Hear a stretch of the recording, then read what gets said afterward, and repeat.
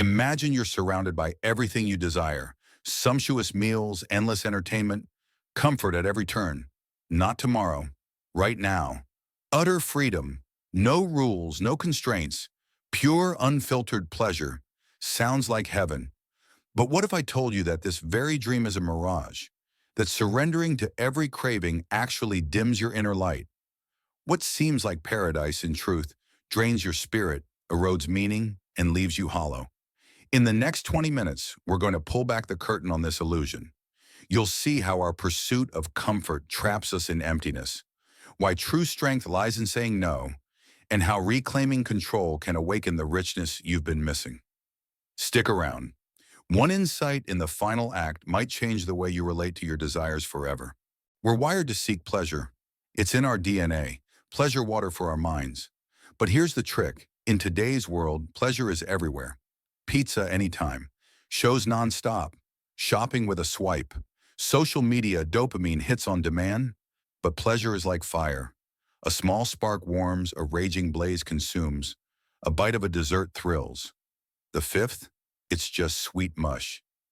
A new gadget excites. The 99th, it feels hollow. Again and again, the thrill fades. Your brain grows numb. You need more to feel the same, yet you never really feel full. That's the heartbreak of indulgence. It promises satisfaction, but delivers erasure. You forget what real joy feels like. You chase the next fix, only to find your spirit slipping further away. New insights. Reaching for dopamine, our pleasure chemical, trains the brain to expect more for the same payoff. It's why scrolling one more video keeps you glued, not fulfilled. Ancient thinkers saw this too. Marcus Aurelius urged mastery over impulses, because real freedom isn't having everything. It's choosing what matters. Seneca practiced self-imposed hardship, not suffering, but sharpening. The strongest joy comes not from distraction, but from clarity. Combine modern psychology with ancient wisdom. Crystal clear. Indulgence isn't harmless. It's a slow self-sabotage. Meet Lena, a friend who turned to shopping for solace. Every emotional dip triggered just one shop. Her closet blew up. Her spirit shrank. Nothing bought filled the void. It was only when she paused, sold stuff, and volunteered that something shifted. Small joys glowed again. Contrast that with Tom, who trained for a marathon, stretching early mornings, saying no to social escapism. He says those tough moments now feel richer than anything comfort offered. The pain became precious.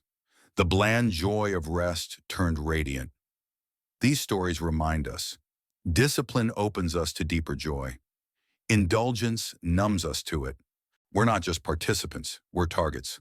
Corporations depend on your dissatisfaction. Ads bombard us. You need more. Tech makes everything irresistible. Pleasure becomes the product. Ask, when was the last time you felt content? Not buzzing with dopamine, but deeply, simply content? Chances are, if pleasure rules you, contentment slips away. But here's freedom. When you refuse the urge, your senses come back to life. That cup of tea, that pattern in nature, that shared laugh, they feel vivid again. Discipline isn't a cage, it's a compass. It points you toward what matters. Saying no to binge scrolling, choosing one meaningful book over 10 distractions, skipping impulse purchases to invest in experiences. These quiet stations restore your connection, not to things, but to life.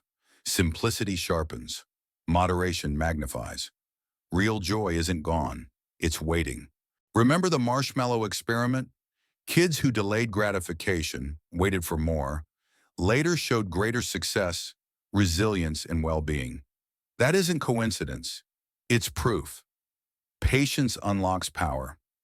Modern studies show that self-control correlates with better mental health, sturdier relationships, and deeper life satisfaction.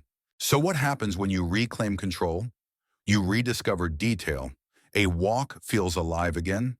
A conversation breathes. Silence sings. You're present, not numbed.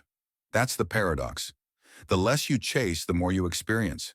The less plugged you are, the more alive you feel. It's not deprivation, it's liberation. Call to reflection. Where are you giving into comfort at the cost of something deeper? Ask yourself, is my pleasure nourishing or distracting? Do I feel content or just buzzed? Could discipline help me rediscover meaning? Takeaway. You don't have to deny yourself. Instead, choose your pleasures wisely. Build your life around purpose, not passive consumption. In restraint, you find clarity.